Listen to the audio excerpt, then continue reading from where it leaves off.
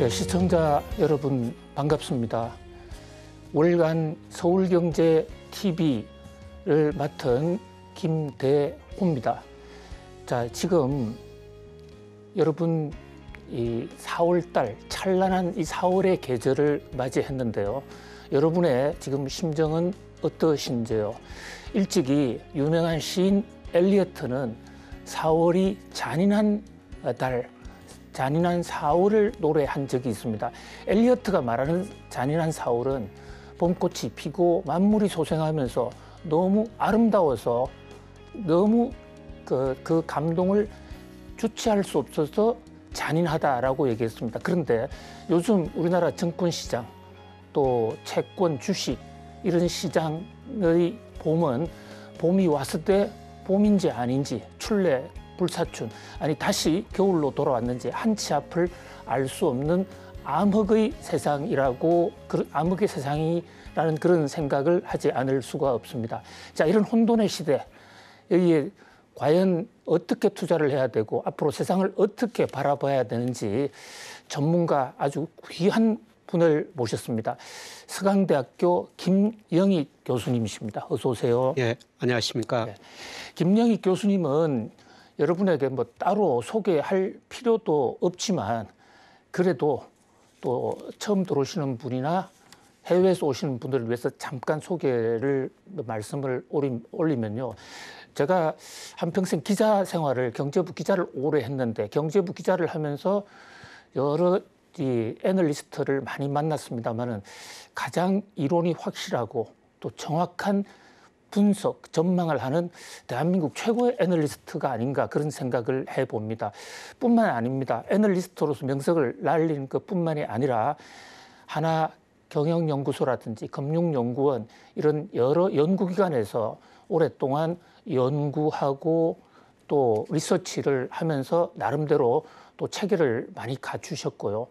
또 조금 늦은 나이에 경제학 석사, 박사까지 하시고 지금 현재 대한민국 서강학파의 중심이라고 하는 서강대학교 경제대학원에서 후학들을 가르치시면서 연구를 하고 계십니다.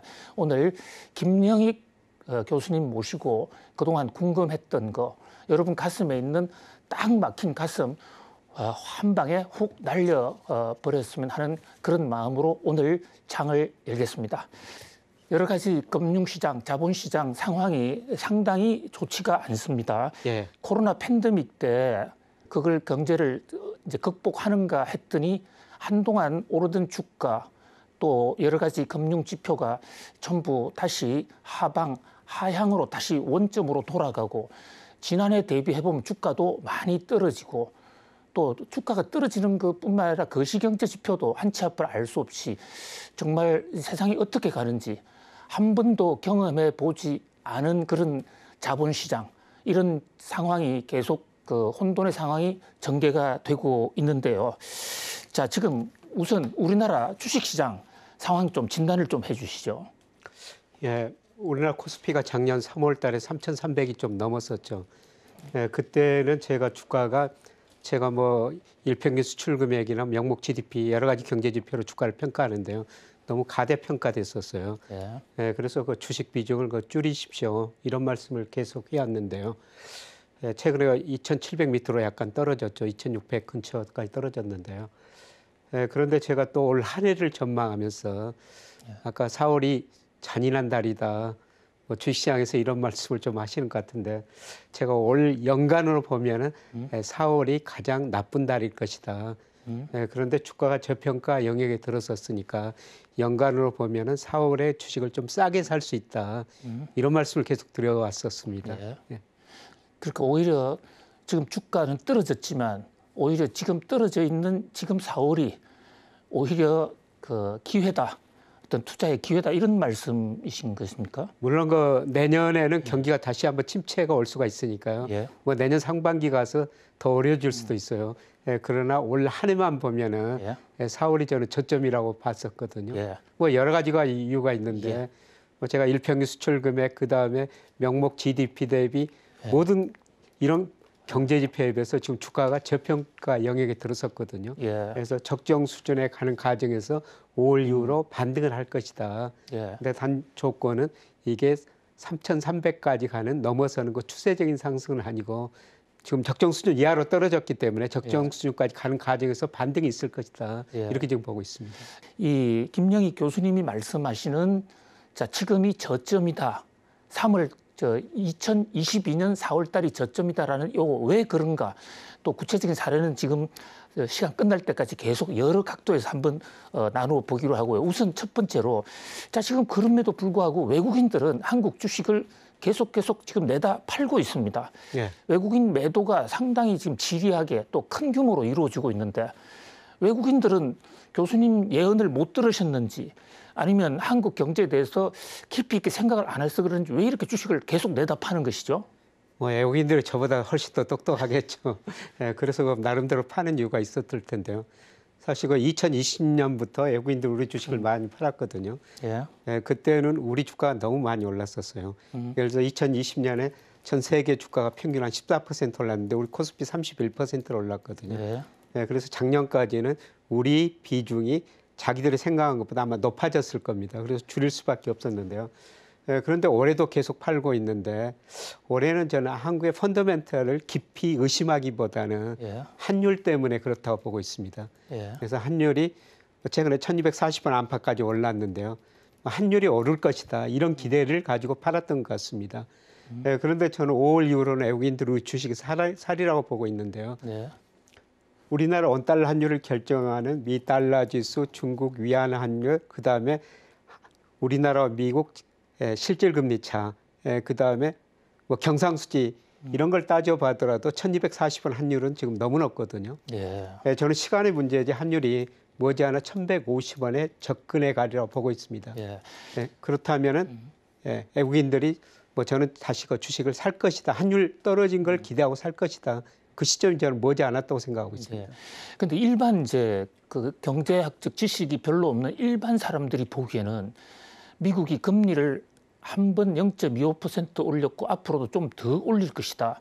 그러면 금리가 오르면 미국 금리가 오르면 세간의 돈이 미국 쪽으로 흘러가지 않겠냐. 또 세계가 우크라이나 사태로 불안하면 소위 말하는 위험자산에서 안전자산이 미국 쪽으로 신흥국 시장에서 미국 쪽으로 가지 않고 그래서 달러가 강세가 되면 우리나라 환율은 더 오르지 않겠냐 이런 우려가 있는데요. 그거 어떻게 보세요? 예, 그런 것들이 지금 미리서 시장이 좀 반영이 된 것 같습니다. 예, 선반영이 됐다. 예. 말씀하신 것대로 돈이라는 게 눈이 있어가지고 예. 수익률 높은 데로 이동하죠. 그래서 미국이 금리를 많이 올리면은 미국 쪽으로 자금이 이동하게 돼 있는데요. 예. 그러나 제가 우리나라 원달러율 결정하면은 우리나라하고 미국하고 그 명목 금리 차가 아니라요.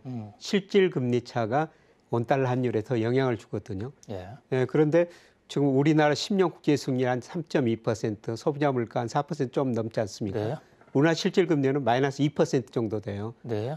그런데 미국은 소비자 물가가 8%를 좀 넘어서고 있거든요. 국채 수익률 뭐 3% 10년짜리 좀 넘어섰는데요.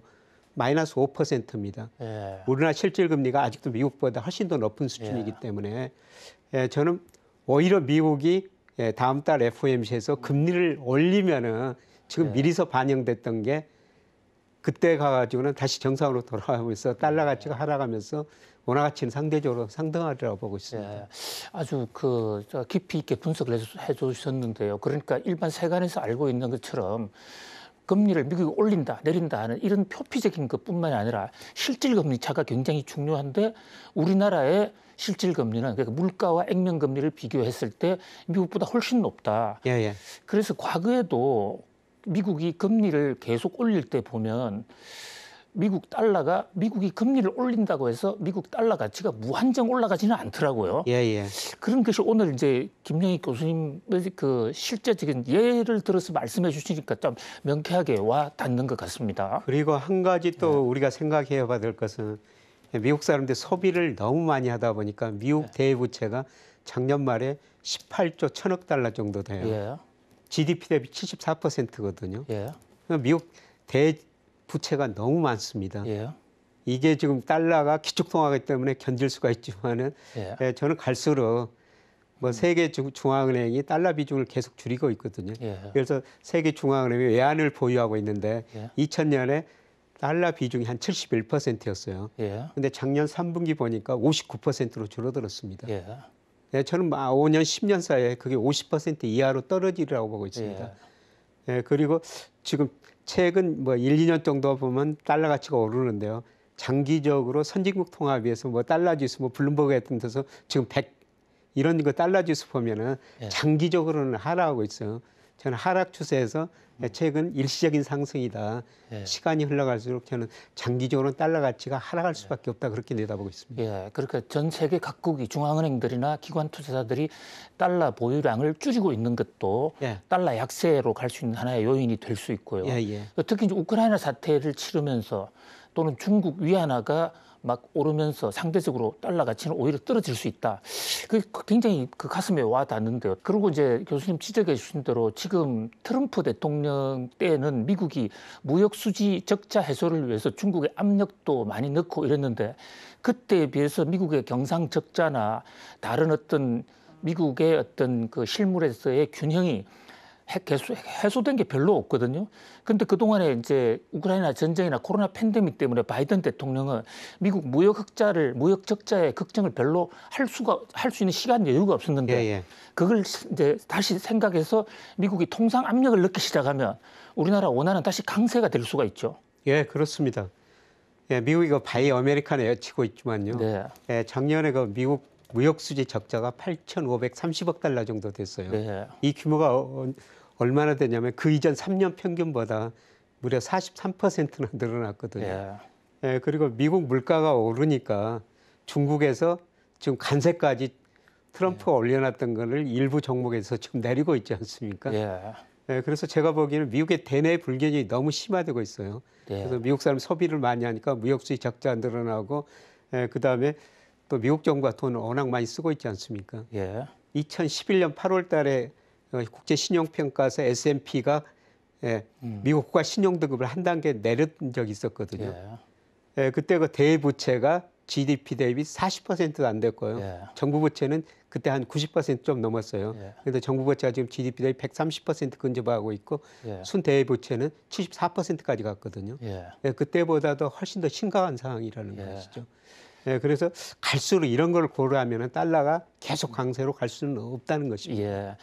그래서 우리 시장에서는 일각에서 미국이 금리를 앞으로 계속해서 빅스텝 뭐 이래 올리면 미국 달러 가치가 계속 올라가서 우리나라 환율도 덩달아 오르지 않겠냐는 그런 우려를 한 사람도 적지 않았는데 오늘 교수님 말씀을 들으니까 이 환율이라는 게 꼭 달러 금리 인상만 놓고 볼 것이 아니라 미국의 거시경제 지표나 균형 문제, 대내외 예. 균형을 봐야 된다. 예, 이런- 미국이 뭐 상반기에는 5월, 6월 FOMC 열리는데요. 예. 뭐 빅스텝하고 양적 긴축할 겁니다. 예.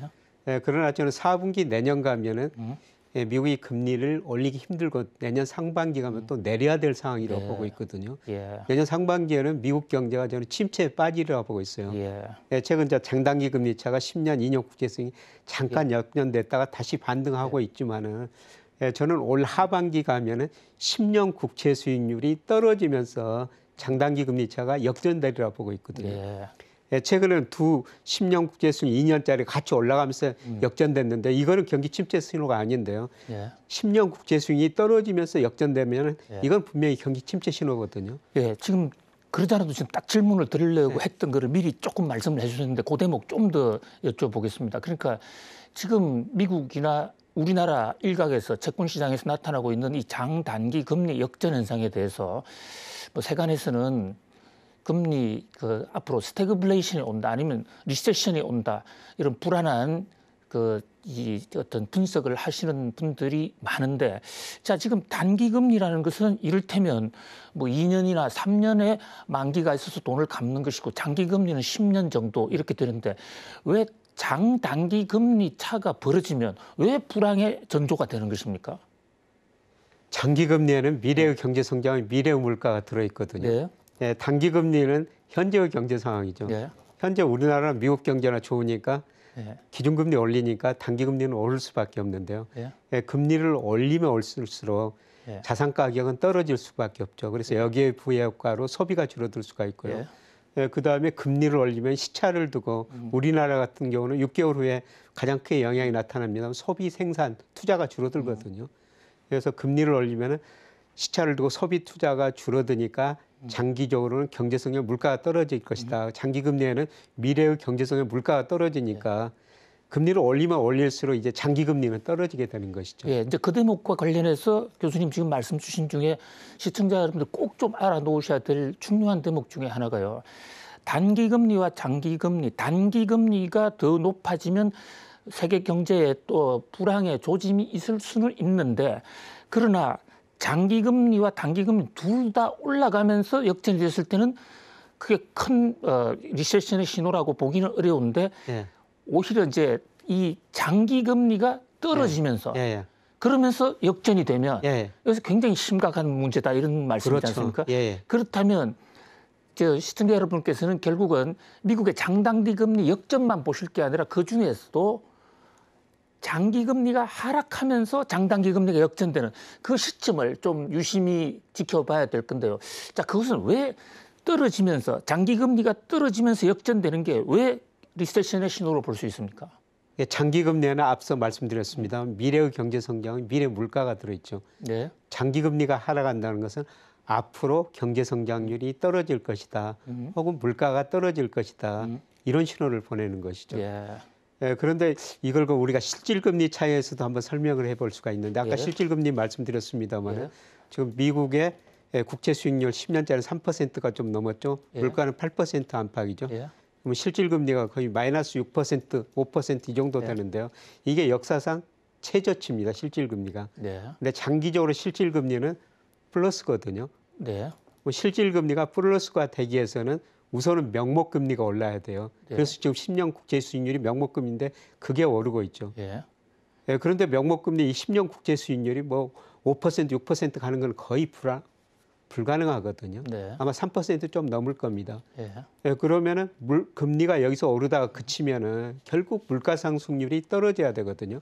그래서 실질금리가 플러스 쪽으로 가게 되는 거죠. 근데 물가 상승률이 저는 하반기 내년으로 갈수록 낮아진다는 건데, 물가 상승률이 낮아진다는 것은 경기 둔화 신호라는 것이죠. 수요가 위축되면은 우리가 소비를 줄이면은 뭐 물가 상승률이 낮아질 수밖에 없죠. 그래서 우선은 금리가 명목금리가 오르면서 실질금리 마이너스가 축소되다가 시간이 갈수록 물가가 떨어지면서 물가 상승이 떨어지면서 실질금리가 플러스로 향해서 가리라는 건데, 그런데 물가 상승이 떨어진다는 것은 경기 둔화 신호라는 겁니다. 그럼 교수님 지금 그 시청자들이 관심을 더 크게 갖고 있는 것은 교수님이 해주시는 걸 로지컬리 그 장기 금리가 떨어지면서 장단기 금리가 역전되는, 이거 굉장히 조심해야 되는데, 구체적으로는 그게 뉴욕 증시나 한국 그 금융시장에서 언제쯤 그런 현상이 나타날까요? 저는 뭐 하반기 들어서 하반기 초반 들어가면 장기 금리가 떨어지면서 그게 역전되는 현상이 구체적으로 나타나리라 보고 있습니다. 그러면 교수님께서 지금 4월 달이 주가가 떨어졌으니까 주가로서는 저점이다, 오히려 매수의 기회다 이랬는데, 그렇다면 4월 달에 사서 장단기 금리가 역전되기 전에는 좀 정리할 필요가 있다, 이런 논리로 볼 수 있는 건가요? 그래서 미국 경제는 우선 큰 흐름으로 보면은 이제 경기 정점을 지나고 경기 수축 국면에 들어서거든요. 경기 수축 국면에서 주가가 추세적으로 상승할 수가 없습니다.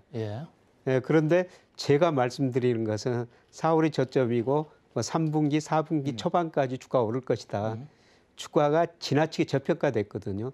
예를 들어서 우리 이거 명목 GDP로 추정해 보면은 올해 적정 주가가 코스피가 2,950 정도 나와요. 그다음에 일평균 수출 금액도 뭐 하주하면 12월쯤 되면 그쯤 나오거든요. 그런데 작년 그 4월 무렵에는 일평균 수출도 증가했지만 주가가 너무 많이 올라가지 한 40% 정도 주가가 가대평가됐었어요. 그래서 제가 수출 증가합니다. 그렇지만 주가가 너무 많이 올랐기 때문에 이 거리를 좁히기 위해서 주가가 떨어져야 됩니다. 이런 말씀을 드렸는데요. 그런데 올 2, 3월 가면서 주가가 일평균 수출을 마이너스 4% 정도 가소평가해버리고 국면으로 접어들었거든요. 이게 해소되는 국면이 뭐 저는 5월 이후라고 봅니다. 예. 예, 그래서 장기적으로는 뭐 추세적인 상승이 아니고요. 예. 뭐 지루한 박스권일 겁니다. 예. 박스권 하단이 예를 들어서 뭐 2,600이라면은 예. 상단은 2,900 정도 되는데 4월이 2,600 근처고 예. 예, 9월 뭐 10월쯤 가면 2,900 정도까지는 올라갈 거라는 겁니다. 예. 그 교수님께서 그 발간을 해서 세간의 선풍을 일으켰던 그런 저서들, 책들이 여러 가지가 있습니다. 근데 그 중에 저 기억이 남는 게 경제 지표로 세상을 예측하는 예. 책 제목이 경제 지표 읽는 법이었던가요? 예, 경제지표 정독법이라는. 예, 정도법. 예.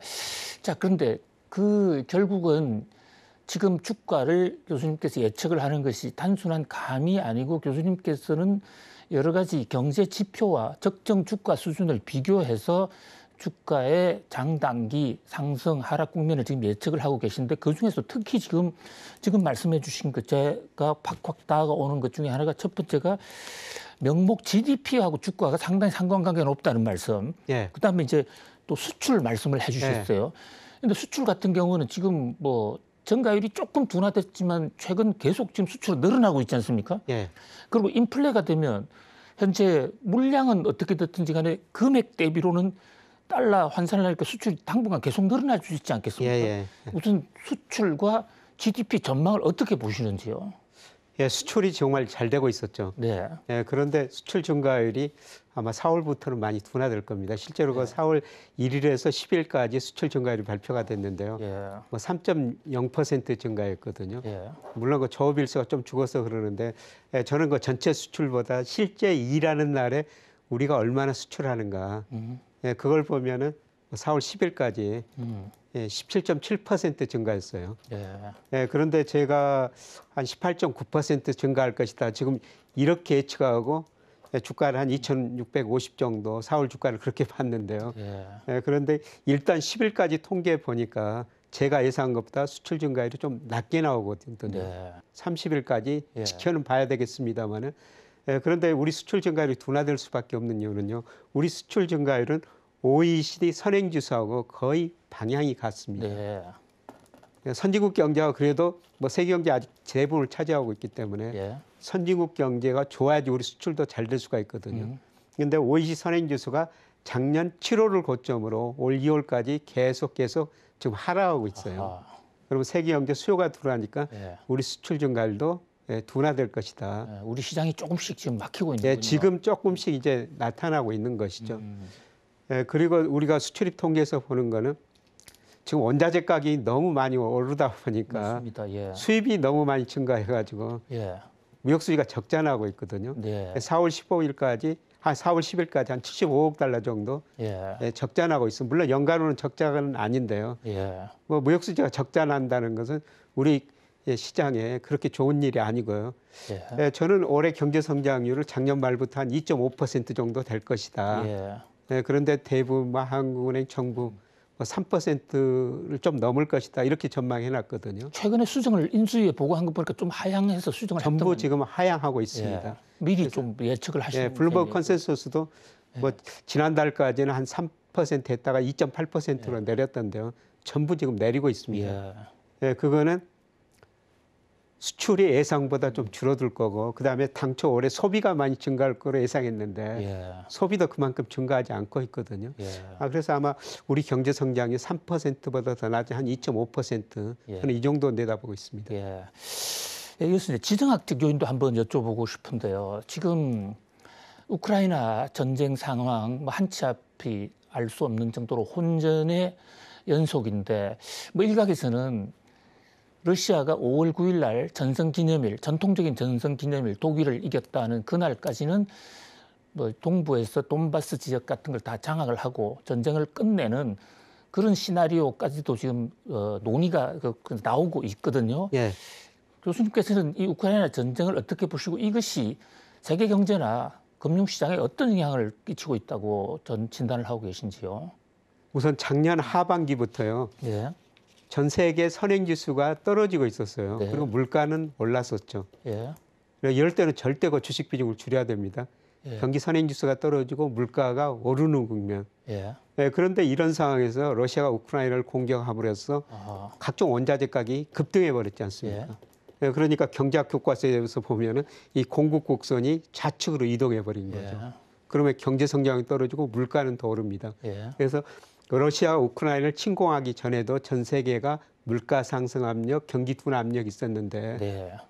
우크라이나 전쟁 때문에 원자재 가격이 오르면서 이게 더 가속화돼 버렸다는 겁니다. 예. 그래서 모든 전망 기관이 당초 전망했던 것보다 물가 상승률 전망치는 올리고 예. 경제 성장률 전망치는 낮추고 있죠.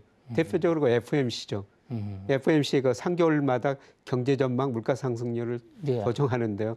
예를 들어서 작년에 12월에 올해 미국 경제가 4% 성장할 것이다 이렇게 전망했는데 예. 그 이번 3월 전망에서는 2.8로 낮춰버렸지 않습니까? 그 물가 상승 2.6에서 4.3으로 올려버린 거예요. 예. 그래서 기존에 물가 상승 압력, 경기 둔화 압력이 있는데 우크라이나 전쟁으로 원자재 가격이 올라가면서 이거를 더 가속화시켜 버렸다는 겁니다. 그래서 안전한 의미에서 스태그플레이션 아닌데요. 부분적으로 스태그플레이션 조짐이 나타나고 있는 것이죠. 예, 그 일각에서 지금 스태그플레이션 그 대목을 우려하는 시각들이 상당히 많은데요. 한번 거슬러 올라가 보면 1970년대 예. 그 당시는 성장률도 둔화하는데 물가는 엄청나게 높았던 거로 그래서 특히 우리 뭐 어르신들 고통을 상당히 많이 받고 전 세계적으로 그런데 당시에 경제학의 기록을 놓고 보더라도 스태그플레이션 상황에서는 금융 정책이나 재정 정책을 어떻게 해야 될지 뭐 대안이 없다 이런 얘기도 있어요. 예. 스태그플레이션이 진짜 올까요? 또 온다면 돌파할 수 있을까요?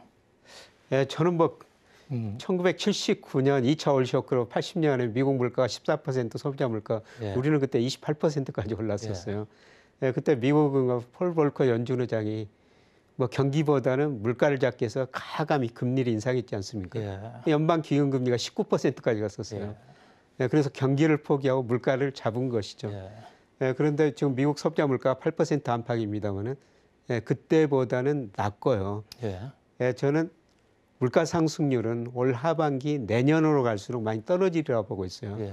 왜냐하면은 지금 이미 수요가 둔화되는 측면이 있기 때문입니다. 예. 그래서 미국 소비가 줄어들기 때문에 수요 측면에서 물가 상승 압력이 둔화될 것이다. 그리고 원자재 가격, 특히 국제 유가는 저는 여기서 더 이상 오르기 힘들다고 보고 있거든요. 예. 저는 뭐 국제 유가를 볼 때 우리 주가를 봅니다. 예. 우리 주가가 국제 유가에 선행하는 측면이 있어요. 오. 왜냐하면은 예. 우리 GDP에서 작년 기준으로 보면은 수출이 차지하는 비율이 44%였거든요. 예. 우리나라 수출 의존도가 굉장히 높죠. 예. 그래서 세계 경제 좋으면 우리 수출 늘어나고 우리 GDP 성장 올라오고 기업 이익 증가하고 주가가 올라갑니다.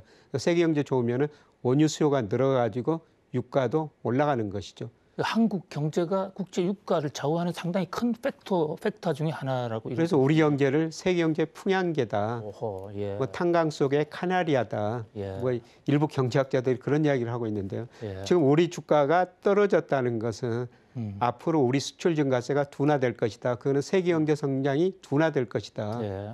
그러면 원유 수요도 둔화되는 것이죠. 예. 네, 그래서 우크라이나 전쟁이 제가 언제까지 지속될까지는 잘 모르겠습니다만은 뭐 전쟁 때문에 지금 급등했는데요. 예. 뭐 더 이상 세계 수요를 보면은 저는 유가는 여기서 크게 오르기는 힘들고 예. 하반기 내년으로 갈수록 수요가 둔화되기 때문에 떨어질 것이다. 예. 네, 그 폭은 저도 예상할 수가 없습니다만은 뭐 상당 부분 많이 떨어지리라고 보고 있습니다. 예. 그나마 국제 유가 급등에 따른 쇼크 이것은 뭐 우리가 크게 걱정하지 않아도 돼요. 점점 하락세로 간다라는 전망이신 것 같은데요. 이어서 말이죠. 교수님한테 꼭 또 궁금한 게 지금 정권 시장의 속담 중에 하나가 실적 앞에 장사 없다. 이래서 실적이 나오면 그게 주가 정권 시장에도 많이 영향을 미치는데 곧 이제 미국이 1분기 실적을 발표합니다. 현재 지금 미국 기업들의 실적은 어떤가요? 1분기까지는 괜찮은데요. 그래도 예상보다는 좀 낮게 나올 가능성이 상당히 높습니다. 미국이나 우리나라 기업들이 그 조사해 보면은 가장 걱정하는 게 채산성이거든요. 네. 그러니까 상품 수준, 뭐 제조업 같은데 상품 수준 일정한 가격에 받아놨지 않습니까? 네. 그런데 그 원자재 가격이 급등하다 보니까 이익이 줄어들고 있는 것이죠. 그래서 한국은행에서 그 BSI 기업경기 실사지수라고 전체를 발표하고요. 그다음에 세부 항목별로 발표하는데 가장 많이 떨어지는 게 채산성이거든요. 예. 그래서 제조업들한테 기업 경영에 뭐가 어렵냐. 예. 그래 물어보면 1순위가 원자재 가격 상승으로 나오고 예. 있어요. 그러니까 이런 걸 고려하면은 아마 올해 기업이익은 작년보다는 전체적으로 마이너스가 나올 가능성이 높습니다. 물론 1분기가 삼성전자는 예상보다 높게 나왔습니다만은, 예. 근데 삼성전자 주가가 저평가됐다고는 보고 있습니다만은, 예. 그런데 삼성전자 1분기 이익이 그렇게 많이 나왔는데도 영업이익 14조가 좀 넘었지 않습니까? 예. 그래서 삼성전자가 맹목치고 떨어지는 것은 예. 앞으로 갈수록 예. 경기가 둔화될 것이다. 예. 이런 시장의 기대가 반영된 거죠. 예. 그래서 저는 2분기, 3분기로 갈수록 생산 비용도 올랐지만은 이제 성장률이 둔화되면서 수요가 위축되면서 예. 기업의 매출도 둔화되리라 보고 있거든요. 예. 그래서 올 연간 전체적으로 보면은 아마 기업이익이 작년보다 마이너스일 것이다. 예. 사실 주가라는 게 굉장히 어떻게 생각하면 똑똑하거든요. 주가가 이렇게 떨어진 것은 예. 미리서 기업이익 감소를 반영했다. 예. 이렇게 보고 있습니다. 예. 금융주 같은 경우에는 이제 금융 긴축을 하고 금리를 올리게 되면 주가가 많이 오를 것이다. 또 실적도 좋아질 것이다. 이렇게 기대를 많이 했었는데 또 일각에서는 러시아에 대한 금융 제재 때문에 대손이 좀 늘어날 것이다. 이런 부정적인 금융주에 대한 전망도 있어요. 금융주 실적이 별로 안 좋을 것 같은가요? 금융주가 그동안 정말 실적이 좋았었는데요. 네. 그거는 금리 상승 시기였죠. 네. 그리고 저는 앞으로 금융주는 별로 긍정적으로 보지 않습니다. 아하. 저는 그 시장 금리가 거의 고점 무렵에 있다고 보고 있거든요. 아하. 우리 10년 국채 수익 3.2%, 3년 국채 수익 3%가 넘었습니다만, 제가 우리나라 명목 GDP, 잠재 명목 GDP를 추정해 보면은 작년 기준으로 2.9%가 나와요. 예. 3% 안팎이거든요. 예. 장기적으로 10년 국채 수익률은 명목 GDP 성장률보다 좀 낮게 형성됩니다. 예. 근데 명목 GDP가 우리가 3% 성장 능력인데 예. 지금 국제 수익률이 3.2%라는 거는 예. 적정 수준을 넘어섰다는 것이죠. 예. 저는 하반기부터 예. 장기 금리가 떨어지리라 보고 있거든요. 예. 아까 미국 10년 국제 수익률이 떨어질 수 있다 말씀드렸습니다만 우리도 10년짜리가 지금 오를 만큼 거의 올라 있다. 아하. 내년 경제 성장률, 물가 상승률 하락을 반영해 가지고 예. 하반기부터는 장기 금리가 먼저 떨어지고 그 다음에 서서히 이제 조금 단기 금리에 가까운 금리도 떨어질 거라 보고 있습니다. 예. 지금 시청자 여러분 이 대목도 굉장히 유의해 보실 점이 아닌가 싶어요. 지금 세간에서는 금리가 상당 기간 계속 올라갈 것이다라고 생각하는 교수님께서는 지금 금리가 오르겠지만 현재 우리 명목 GDP와 또 금리, 그 국채 금리, 시장 금리하고 비교했을 때 결국 현재 우리 금리가 지금 상당히 고점으로 가고 있다 또는 고점에 와 있다. 예. 그렇다고 보면 앞으로 실질 금리가 크게 오를 것으로 그렇게 보기는 상당히 어렵다는 말씀이신 거네요. 예, 저는 하반기부터 장기 금리 중심으로 떨어지기 시작이라 보고 있습니다. 그래서 최근에 그 금융 관련, 은행 관련 업종 주가 보면은 오르다가 한 차례 떨어져 좀 반등하고 있습니다만은 이런 금융주가 못 오른다는 것은 앞으로 장기 금리 먼저 금리 떨어질 것이다. 이걸 주가가 저는 미리서 반영하고 있다고 생각하고 있습니다.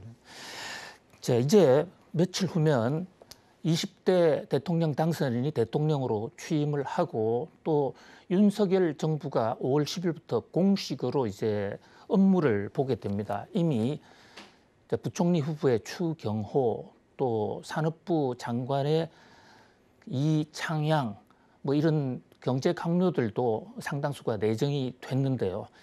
자, 지금 새 정부 들어오면 정부 정책은 어떻게 달라질까요? 규제 완화라고 말을 많이 할 수가 있죠. 규제 완화하면 기업들이 활성화되고 또 기업들은 도움을 받고 그러면 주가는 오르는 요인이 될까요? 좀 긍정적인 주식시장에는 긍정적인 효과는 있을 것 같습니다. 그런데 이번 정부 얼마 안 났습니다만 이번 정부가 내세운 게 포용적 성장이었거든요. 네. 그러니까 자본주의 자체의 모습은 저성장으로 가면서 차별화가 너무 심화되니까 좀 나누고 살자. 이게 이번 정부가 냈던 포용성 성장이고요. 그 다음에 소득주도의 성장. 보니까 기업이익은 GDP에서 상대적으로 늘어났고 가계소득 상대적으로 줄어들었으니까 기업소득을 가계소득으로 이전시켜야 되겠다. 이게 소득주도의 성장의 한 부분일 수가 있거든요. 그런데 새로 들어온 정부는 그걸 안 하겠다는 것이죠. 규제를 안 하겠다는 겁니다. 그리고 법인세 인하 이야기도 나오지 않습니까? 예, 그래서 저는 대기업에는 괜찮은 정책이라고 보고 있는데요. 예. 예, 그런데 과연 중소기업도 과연 좋을 것인가? 예. 지금 우리가 구조적으로 저성장 들어가면서 차별화가 너무 심화되고 있거든요. 이 예. 저성장이라는 것은 경제 규모 파이 커지는 게 상당히 줄어든다는 거예요. 줄어들면 경쟁력 있는 기업은 더 많이 가져가고 예. 경쟁력 없는 기업은 시장에서 퇴출될 수밖에 없거든요. 예. 예, 사실 한국에서 최근에 2,500개 기업 대상으로 조사해 보니까 거의 38% 정도가 이자 보상 비율이 1 미만이거든요. 예. 그러니까 좀비 기업들인 거죠. 예. 뭐 기업이 1년 동안 장사해가지고 영업이익 내가지고 이자도 못 갚는 기업이 그렇게 많다는 것이죠. 근데 이런 상황에서 뭐 규제 안 하면 저는 대기업만 상대적으로 좋지 뭐 중소기업까지 좋아지기는 쉽지 않을 거라는 겁니다. 예, 그리고 구조적으로 우리나라가 잠재 성장률이 하락한다는 게 문제예요. 예. 우리나라가 역대 대통령 집권기간 보면은 대통령이 바뀔 때마다 경제 성장률이 계단식으로 떨어졌거든요. 잠재 성장 뚝뚝뚝 떨어져 왔죠. 뚝뚝뚝 떨어지죠. 그래서 지금 제가 추정하면 잠재 성장률이 처음으로 2% 이하 1.9%로 예. 떨어졌어요. 예. 네, 그래서 이번 정부가 뭐 지난번 대통령 선거 뭐 공약에서 잠재 성장률을 2%인 걸 4%로 예, 올리겠다고 4%, 그러는데요. 예, 공약에 들어 있습니다. 예. 그거는 정말 쉽지 않은 일입니다. 사실 현실적으로 그렇게 불가능에 가까운 일이죠. 예. 뭐 그거 정말 우리가 노동력은 이미 주어진 거니까 어떻게 늘릴 수는 없고 외국인 예. 노동자 많이 수입하면 되는데 예. 그거 쉽지 않은 일이죠. 예. 네, 기업 4번 스탁 많이 축적해 놨으니까 많이 늘어나지 않고요. 예. 우리가 생산성 개정을 통해 가지고 잠재 성장을 올릴 수가 있는데 그 생산성이라는 게 하루아침에 오른 거 아니에요. 예. 네, 저는 다음 정부 5년 동안 연평균 경제 성장이 이번 정부 2.3%였는데요. 예. 한 1.9% 정도로 보고 있습니다. 예. 그래서 여기서 차별화가 더 심화될 것이다. 예. 주식시장에서는 정말 우리가 투자할 때는 뭐 업종에 관계없이 1등, 2등 이런 주식만 사야 된다고 저는 봅니다. 우량주, 우수주, 앞장서 가는 주식은 예, 예. 잘 되고 예. 상대적으로 어려운 주식은 좀 안 될 수도 있다. 예, 이런 그렇습니다. 전망이시네요. 예. 또 하나요. 지금 윤석열 정부가 선거 때 공약을 했고 지금 문재인 정부와도 마지막까지 이견을 보였던 것 중에 하나가 추경 대목인데요. 공약에서 50조 추경을 하겠다. 그리고 추경호 부총리 내정자도 바로 집권하자마자 바로 추경을 발표하겠다 이러는데 좀 추경을 해서 손실보상금을 자영업자들한테 대주겠다는 그것은 뭐 상당히 선한 정책이고 바람직한 측면도 상당히 있지만은 또 한편으로 생각하면 우리가 작년, 재작년하고 달리 재정 성수가 굉장히 낮아져 있고 현재 지금 세계 잉여금도 별로 없는 상태에서 그 돈을 어디서 가져올 거냐. 그렇다면 또 국채 지금은 국채 금리가 폭등하고 주가가 떨어질 것이 아니라 이런 우려도 있거든요. 예. 그런데 뭐 이번 정부에서 돈을 많이 썼다 다음 정부는 돈을 덜 쓰겠다 그러면서 지금 쓰고 있지 않습니까? 그런데 우리 경제 상황 보면 정부가 쓸 수밖에 없어요. 경제 주체가 가계, 기업, 정부, 해외 부분이 있는데요. 예. 가계는 자금 잉여 주체거든요. 예. 기업이 자금 부족 주체인데 예. 우리나라 기업들이 작년 말 현재 919조 원 정도 현금성 자산을 가지고 있습니다. 예. 물론 기업 차별화는 됐죠. 예. 은행 돈을 덜 빌렸을 수밖에 없어요. 예. 네, 그래서 기업 자금 부족 규모가 줄어드니까 예. 이걸 결국 정부가 쓸 수밖에 없거든요. 그래서 어떤 정부가 들어서도 정부가 쓸 수밖에 없습니다. 예, 그래서 이거를 하려면은 세금을 많이 걷어야 되는데 지금 세금은 안 걷겠다는 거 아닙니까? 그럼 말씀하신 것처럼 국채를 발행할 수밖에 없죠. 그래서 국채 발행하면은 금리가 오르고 결국 소비 투자가 줄어들고 구축 효과가 나타날 것이다. 예. 이런 게 지금 최근에 금리 상승 원인 중에 하나거든요. 예. 예, 그런데 저는 앞으로 은행들이 채권을 많이 사리라고 보고 있어요. 예. 은행이 돈이 들어오면은 대출 아니면 유가증권을 운용하거든요. 대출은 가계대출, 기업대출. 예, 그런데 가계는 계속 자금 잉여 주체로 남아 있고요. 기업 자금 부족 규모가 갈수록 줄어들고 있어요. 그래서 일부 은행 회장 만나보면은 과거에 은행 경쟁력이 대출에 있었는데 앞으로는 유가증권 운용에 있을 것이다. 대출 수요가 갈수록 줄어들 수 있다는 거죠. 그럼 기업 대출 수요가 줄어드니까 은행은 돈이 남아돌거든요. 예. 그걸 가지고 뭘 사냐? 은행이 주식은 별로 안 삽니다. 예. 채권만 살 수밖에 없거든요. 예. 그런데 일본이 90년대 장기 불황에 들어서면서 일본 정부가 돈을 엄청나게 썼지 않습니까? 예. 근데 구축 효과가 안 나타났어요. 일본 금리 계속 떨어졌거든요. 예. 그러면 정부가 발행한 국채를 누가 사줘버리냐? 예. 은행이 사줘버린 거예요. 예. 대출이 기업이 돈을 안 갖다 쓰니까 예. 그 돈 가지고 정부가 발행한 국채를 은행이 계속 사주면서 예. 금리가 0%까지 떨어진 예. 거죠. 그래서 저는 우리도 앞으로 그런 식으로 가리라고 보고 있습니다. 예. 그래서 최근 구축 효과 때문에 일시적으로 금리가 상승하지만은 시간이 갈수록 기업 대출 수요가 줄어들고 은행이 채권을 계속 사면서 저는 구축 효과 안 나타나라고 보고 있습니다. 예. 그 윤석열 정부가 이제 경제 정책적인 면에서 잠재 성장률 4%를 제시하고 또 기업 규제를 완화하고 시장 경제로 가겠다 이런 어떤 이제 큰 각도에서 보면 그런 공약을 했는데 또 하나 이제 증권 시장에 관련해서 공약을 한 거 보면요. 당시에 경쟁 후보였던 이재명 당시 후보는 주가 지수를 5,000포인트까지 올리겠다. 뭐 이런 얘기를 한 데 반해서 윤석열 후보는 그런 구체적인 얘기는 하지 않고 규제 완화라든지 이를테면 증권 시장의 양도세 뭐 면제 또는 그 완화를 얘기했어요. 이거 과연 가능할까요? 하면 또 어떤 효과가 있을까요? 물론 장기적으로 보면 주가지수 5천은 갈 수가 있는데요. 예. 그런데 우리 코스피가 지난 10년간 연평균 상승률이 4.2%였어요. 예. 우리 저 명목 잠재 성장률이 3%로 떨어졌거든요. 예. 그래서 명목 성장률보다 주가지수 코스피는 1 내지 2%포인트 더 높습니다. 예. 근데 앞으로도 계속 코스피가 4% 정도 몇 년간 상승할 거라는 것이죠. 그러면 5천 가는 데는 시간이 많이 걸리고요. 예. 그다음에 증권시장을 부양해서 양도세를 폐지하겠다. 예. 그거는 저는 그렇게 바람직한 정책은 아니라고 생각하고 있습니다. 양도세를 내는 사람들이 대주주든지 뭐 10억 이상 한 종목 가지고 있는 사람들 뭐 이런 그리고 연간 그 주식에서 이익이고 5천만 원 이상이거든요. 그런데 거기에 해당되는 사람이 한 2, 3%밖에 안 됩니다. 오히려 거래세 낮추는 게 거래세를 낮춰야 부담이 되죠. 적죠. 그래서 개미한테는 거래세 낮추는 예. 게 더 낫죠. 예. 그 양도세 나오면 뭐 부과하면은 주가가 폭락할 것이다. 이런 거는 전혀 저는 맞지 않다고 생각하고 있고요. 예. 뭐 대통령 선거 토론에서 그래서 대만 이야기를 하더라고요. 예. 대만이 1988년에 했어요. 예. 양도세 도입하자마자 주가가 폭락했거든요. 예. 그런데 대만 주가 그때 폭락한 것은 그때 1988년에 전 세계 오리도 3조 호황으로 경제가 굉장히 좋았었으면 세계 경제가 좋으니까 예. 엄청나게 주가가 오른 상황에서 예. 예고 없이 예. 그걸 갑자기 발표하니까 주가가 폭락했었습니다. 예. 근데 일본은 양도세를 1960년대부터 계속 도입하면서 예고를 해줬어요. 예. 그 충격이 없이 지나간 거죠. 예. 우리 이미 예고했지 않습니까? 예. 저는 뭐 그걸 도입하더라도 예. 뭐 충격이 별로 없으리라고 보겠습니다. 나는 양도세보다는 차라리 예.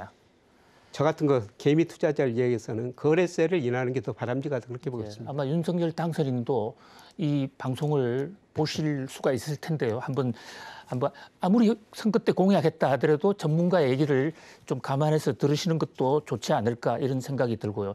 자, 또 하나 더 현재 지금 우리나라가 MSCI에서는 안타깝게도 지금 아직도 신흥국으로 분류가 돼 있지 않습니까? 예. 영국 FTA에서는 여기는 다 선진국이 돼 있는데 가뜩이나 요즘처럼 경제가 좀 혼란스러울 때는 이 안전자산이 아무래도 선진국 쪽으로 안전자산 쪽으로 많이 몰리는데 그와 관련해서 홍남기 부총리가 우리 MSCI 가입을 하기 위해서 환율 제도를 개편하겠다라고 약속까지 했거든요. 예. 이 환율 제도를 어떻게 개편해야 되고 효과가 있을까요? 그리고 MSCI 갈 수 있을까요? 저는 뭐 MSCI 이미 들어갔어야 된다고 생각하는데 예. 근데 말씀하신 것처럼 환율 예. 우리 애한시장이 지금 9시에서 3시까지만 열리고 그러지 않습니까? 예. 이걸 그 하루 종일 열하는 것이죠. 왜 못 열었던 겁니까, 우리나라는? 환율 변동이 좀 심할 것이다. 우리 자신이 대의 없는 전도가 거예요? 높을 것이다. 예. 그런데 저는 하루 종일 해도 환율 변동이 그렇게 심하지 않을 거라 보고 있거든요. 예. 뭐 우리 경상수지 뭐 GDP 대비 작년에 4.9% 올해는 줄어들어도 한 3% 겁니다. 그다음에 우리 단기 부채가 그렇게 높지는 않아요. 그리고 애완보유액 뭐 4,600억 달러 이게 적정 수준 어느 기준에 따라 다릅니다만 제가 보면은 문제될 수준이 아니거든요. 예. 그래서 이런 여러 가지 경제 요건을 해보면 하루 종일 애한시장 열어도 환율 변동 크지 않으리라고 보고 있습니다. 빨리 하고 우리가 선진시장에 빨리 편입되는 게 저는 좋다고 생각하는데요. 예. 뭐 새 정부가 이거는 뭐 추진할 거라고 저는 보고 있습니다. 예. 교수님 말씀을 듣다 보니까 아주 소상하고 쉽게 설명을 해주시고 그동안 궁금했던 얘기를 많이 짚어주셔서 시간 가는 줄 모르고 어느덧 상당한 시간이 흘렀는데요. 자, 그러면 일단 오늘은 이 교수님한테 2분기 우리 정권 시장은 어떻게 될 것인지, 또 앞으로 투자하시는 분들은 어떤 점을 특히 유념해야 될 것인지, 요것을 마지막으로 엿주면서 오늘 일단 그 장을 한번 마치고자 합니다. 우선 교수님, 2분기 어떻게 대처를 해야 될까요? 예, 제가 앞서 말씀드렸지만 올 한 해만 보면은 예. 4월이 저는 주가가 저점일 것이다. 예. 5월, 6월 뭐 이후로 가면서 반등할 것이다. 예. 예, 반등하는 요인은 외국인이 주식을 살 것이다. 예. 그 전제 조건은 뭐 제가 보기에는 환율이 높다. 환율이 1,240원에서 1,150원 정도로 접근해가는 시기가 될 것이다. 그러면서 외국인이 살 것이다. 예. 예, 그래서 외국인 사면은 무슨 주식을 사겠느냐. 예. 삼성전자 등 우리나라를 대표하는 1등주라는 거죠. 예. 그래서 그동안 삼성전자, 현대차 주가가 정말 계속 하라고 지지부진했지 않습니까? 예. 3분기에는 이런 주식이 많이 오르라고 보고 있고, 아하. 예, 그다음에 최근에 그 전기차 관련 뭐 중국 뭐 생산 뭐 중단됐다 이런 것 때문에 최근에 많이 떨어지고 있는데요. 예. 뭐 이랬을 때 싸게 사는 기회라고 보고 있습니다. 예, 그래서 4월 무렵에 이런 주식을 사가지고 예, 저는 뭐 9월, 10월 정도에 매도하시는 게 좋을 것 같다. 예. 보통 이 전문가님들이 방송에서 구체적으로 종목 같은 거나 이 시세 상황을 잘 얘기하지 않으시는데 오늘은 특별히 뭐 구체적인 얘기도 많이 해 주셨습니다. 이 시청자 여러분께서 좀 참고를 많이 해 주시기 바라고요. 자, 오늘 저는 김영희 교수님 모시고 여러 얘기를 들으면서 참 정리를 할 수 있는 얘기가 참 많을 것 같은데 시간 관계상 딱 하나만 다시 한번 복기를 해 본다고 그러면, 자, 주가 지수나 채권이든 이런 것이 모두 실물 경제와 상관관계가 있다. 이를테면 명목 GDP 성장률, 또 수출 증가율, 그리고 채권 수익률, 주가 이런 것을 상관관계를 지표로 잘 들여다보면 거기에 모종의 함수관계, 방정식이 나온다라는 얘기가 다시 한번 복기를 해드리고 싶은데요. 아무튼 지금 세상은 하루가 다르게 지금 급변하고 있는 그런 모습입니다. 호황기에서 침체기로 가는 것이 아닌가라는 그런 전망도 있고요. 또 금리적인 통화 정책에 있어서도 완화해서 긴축으로 갔다가 교수님 말씀을 들으면 다시 또 긴축 그 다음 제너레이션으로 넘어가는 그야말로 급변하는 이런 모양새인데요. 이러한 상황에서 여러분들이 그 현명한 투자를 할 수 있도록 또 오늘의 이 대화가, 오늘의 인터뷰가 조금이나마 도움이 됐으면 합니다. 또 저희는 또 다시 돌아오겠습니다. 지금까지 월간 서울경제TV의 전문가와 함께하는 경제 및 주식 전망이었습니다. 여러분 감사합니다.